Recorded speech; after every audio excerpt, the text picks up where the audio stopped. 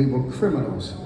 And what we wanted then was for black students who were in the minority to have access to the information and the resources of the white student majority population. Not only did the system come down on us, but there were forces that came from outside of Montclair into Montclair to protect the majority from the minority. Anthony Imperiale was the leader of North Newark, and Anthony Imperiale mobilized his forces to come to Montclair to protect the majority white students from the minority black students. But in response to Anthony Imperiale coming to Montclair to protect the white students from the black students, there was a battalion dispatched from 502 High Street where the Committee for a Unified North sent black people from all around New Jersey under the leadership of Ras Baraka, and the black people from Newark came to Montclair to protect us from the Goliath of North Newark. So we learned who Goliath was at an early age. Then 2 years later, I was kidnapped from my college dormitory at Rutgers University for leading an anti-drug campaign. And when the news went out and the FBI got involved, I was leery of whether or not the government would protect me from the people who looked like me.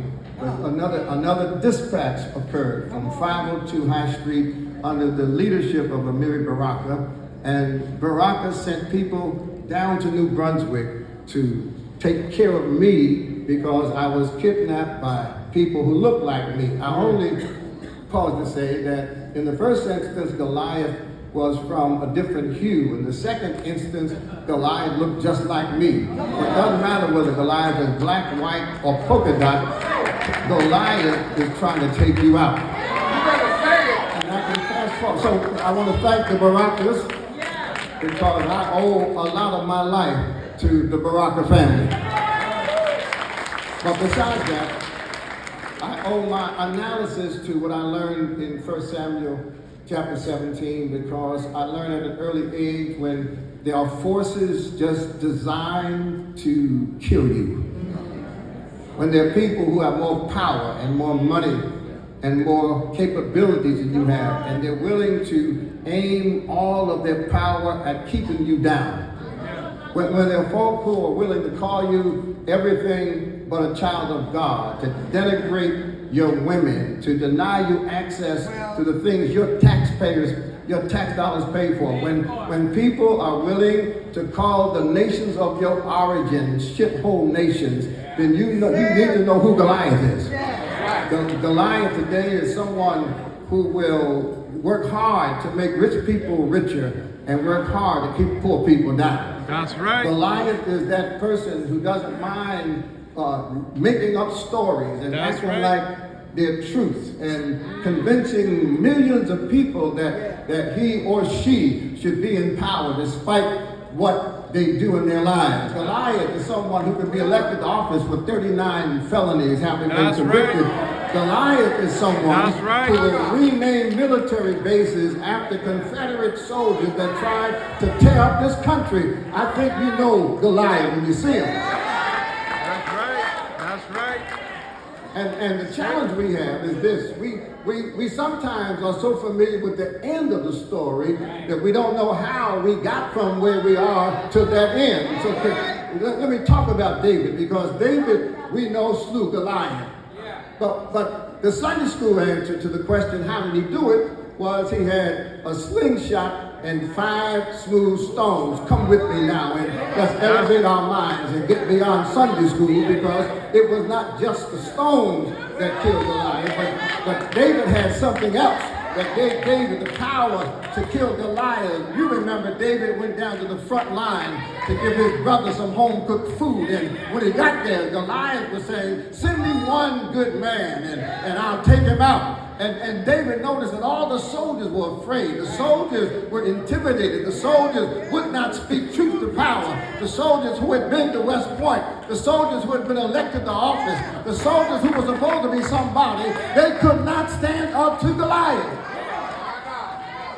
The folk that were paid to fight Goliath. The folk that were trained to fight Goliath. The folk that always said that if the Goliath ever showed up, that they would take him out. The folk that gave press conferences talking bad before Goliath got there. When Goliath showed up, they all hid for cover. So David said, well, if y'all don't think you can take Goliath, I'll take it. And when David said that he would take care of Goliath, the first opposition he got was from his own brother. That's right. In fact, it was his oldest brother. In fact, it was the brother that the prophet thought should be the next king. You remember when the prophet went to Jesse's house, he said, God sent me here to anoint the next king. And Jesse said, well, I know exactly who it is. It's my first son. He looks like a king. He dresses like a king. He walks like a king. He talks like a king. And it was that same brother that told David, go on home and mind your business. Let's not get too mad at other folk before we analyze how this man fared in the election. Because it was some of our folks. It was a lot of our leaders. It was his brothers and his sisters, our kinfolk, who told him, you can't do it. And when your older brother and your kinfolk put you down and count you out, the only way you can stand here today with joy and with power is to know who you are. Thank God when David's brother told David, go home, David just turned aside and kept on keeping on. You got to know who you are so that when people try to shut you down, you can keep on keeping on.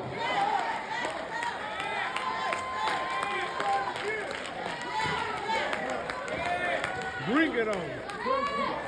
When you know who you are, there is no Goliath that can shut you down. That's right. When you know who you are, you can stand up when everybody else sits down. When you know who you are, you can speak up when everybody shuts up. When you know who you are qualified to fight the good fight and lead your people. We've got people who are famous, but they're not great. There's a difference between fame and greatness. Just because you're famous doesn't mean you're great. And just know that the greatest among us are not those that win awards and those that are on the front pages of newspapers. Somebody said the greatest among you are your servants. David knew who he was. As a community, we've got to get back in touch with who we are, because the car you drive doesn't say who you are.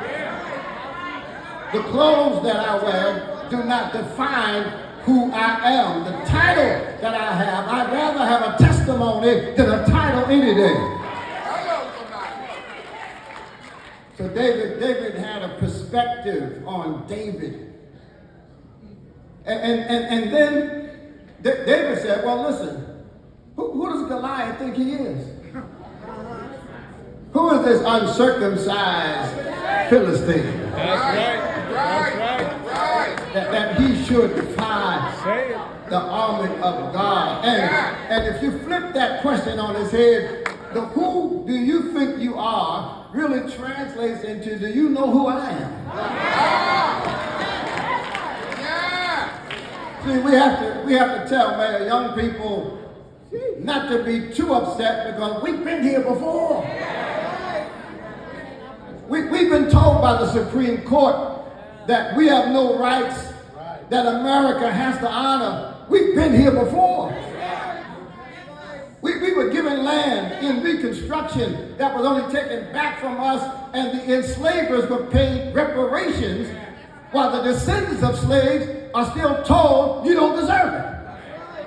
we've been here before. We have seen the lightning flash. We've heard the thunder roll. We have been here before, and we're going to be here for another little while, which means we've got to fasten our seatbelts and get ready and understand that they don't know who we are. They don't know our grandmothers that got on buses and cleaned up their houses and washed their clothes and cooked their food and raised their children, then came home and raised their children, then went to church and shouted on Sunday. They don't know who we are. They don't know that we stood there and watched them lynch our fathers and our brothers and our sons, and we stood there with our lips tight and our souls right. My brothers and sisters, they don't know who we are. They think taking DEI is going to stop us. They don't know who we are. Who is this uncircumcised Philistine thinking he can defy the army of God? Every time they put their feet on our backs, we kept on rising. Every time they passed laws to shut us down, we kept on rising. Didn't they hear Maya Angelou? Well, come on. Oh no, they didn't, because they don't study our literature in their schools. Didn't they read see Eric Lincoln? Oh no, they don't know Before the Mayflower, because they don't read our books in their school. Didn't they watch Roots? It was on their TV network. But no, they don't want to know our history, and that's why they don't know who we are today, because they refuse to teach themselves the history of this country. But my brothers and sisters, if they refuse to teach our history, by God, we got to teach our own history. Who do they think they are?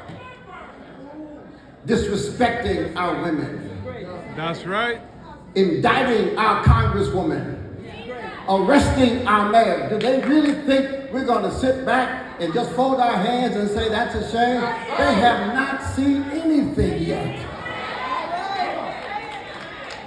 Do they know who the bodyguards were for the marchers in 1965 when Dr. King marched from Selma to Montgomery? Do they know who the security was? It wasn't the state police. It wasn't Homeland Security. It wasn't the FBI. It was Black Baptist deacons. Deacons for Defense and Justice. And the deacon board armed themselves and protected those marchers from the Ku Klux Klan. Do they know who we are? We are the people who, after they bombed our churches, we went back to church and trusted the God of the church to help elevate in the church. They just don't know. They don't know who we are, and they're always surprised. They're always shocked. On September 11, 2001, I was serving as Secretary of State here at Boyer, and it was my job to go to New York to meet with the police to find out how New Jersey could help. I took a boat from Liberty State Park over to One Police Plaza. I saw the flames burning the World Trade Center. It was still melting like butter in a microwave. I was accompanied by an FBI agent, by a National Guardsman, and by Coast Guard officials. They had on uniforms. The FBI agent had FBI all on his chest. National Guardsman was in battle fatigues. Coast Guard, and I had rushed from State Police headquarters so quickly to jump on the helicopter to get to Liberty State Park, I left my wallet in the office. So here I am on my way into the police station on the most dangerous day in the history of our country, and I have no ID. And when the FBI agent with the FBI jacket came up to the security station, they asked the man with the FBI jacket, "Do you have ID?" I said, "Lord, this is not good." When the soldier in battle fatigues got to the security station, they asked him, "Do you have ID?" And then when the Coast Guard guy with the Coast Guard uniform got there, he said, "Do you have ID?" I said, "Lord, what am I going to do?" When I got to the security station, Linda, he just said, "Walk right on through."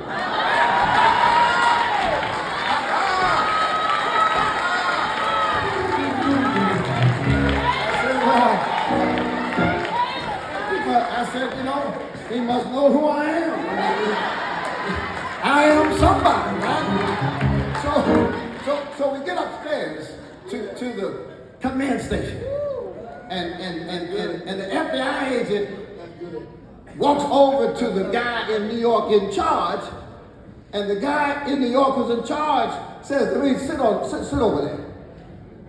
I sat over there. You know, I was going to wait to see what they needed. I was there authorized to commit whatever New Jersey resources New York needed. And he's talking to the FBI agent. There was a state trooper there. And finally, the man from New York said, well, what we need from New Jersey as quickly as we can get it is light. All of the lighting that we have access to has been used. And it's so dark, it's like midnight during the day, and we need light. So the state trooper who was there and the FBI agent who was there said, well, the man sitting over there, he's the one that can authorize whatever you need. And that big police officer, he looked at me, and then he looked back at them, he looked at me, and he looked back at them. I wish you could have seen the shock on his face. So, Brother Fire, when I saw how shocked he was, I realized how I got in that building. You see, I thought I got in the building because they knew who I was. But they saw 3 white men in uniforms and a black man. They thought I was under arrest. They said, they got him. They got one of them.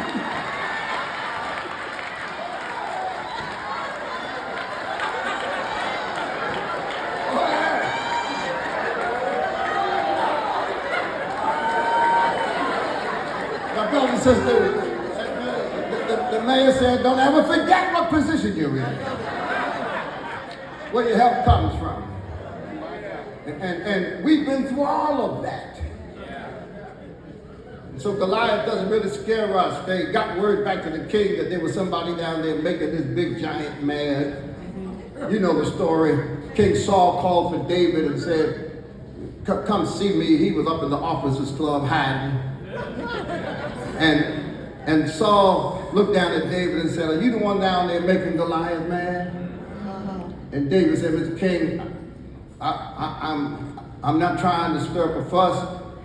I just was trying to figure out how come none of your trained soldiers, you know, none of your elected officials, none of your members of Congress can deal with Goliath. And I figured they won't do it, you know. I think I can do it. King Saul said, have you seen the size of his spear and the height and his stature? And David said, I think I can do it, King. And the king said, okay, well, take my armor. Come on. Take my armor. Tell it. He said, no, I don't need your armor. Can I tell you a story? He said, Mr. King, one day I was out there taking care of my dad's sheep, and a bear came out of the woods, and that bear grabbed my dad's sheep. And I went over to that bear and grabbed that bear's mouth and pulled out that sheep and said, you can't take my dad's sheep. And he said, I was sitting on a rock catching my breath, and no sooner than I snatched the sheep out of the bear's mouth, here came a lion. And the lion came and grabbed my dad's sheep. And I said, Mr. Lion, you know, if I didn't let the bear take the sheep, I'm not going to let you take my dad's sheep. He said, I took these little hands and I grabbed that lion and I took that sheep out of that lion's mouth. He said, Mr. King, here's why I think I can take a lion. And he said that the same God, same God that gave me the power to take care of that bear, and the same God that gave me the power to take care of that lion, that God give me the power to deal with Goliath.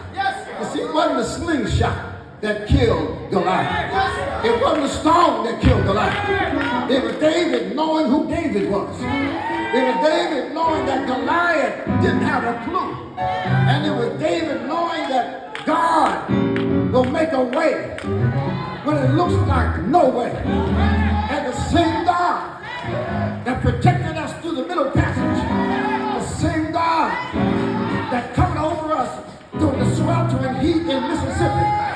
And the same God that took us from war back to peace. And when we died in the cemetery of white people, they wouldn't let us be buried. The same God that strengthened our marching feet down the dusty roads of segregation.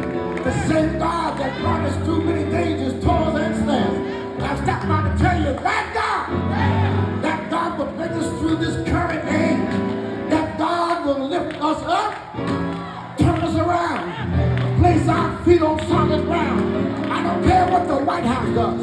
I don't care what the Supreme Court says.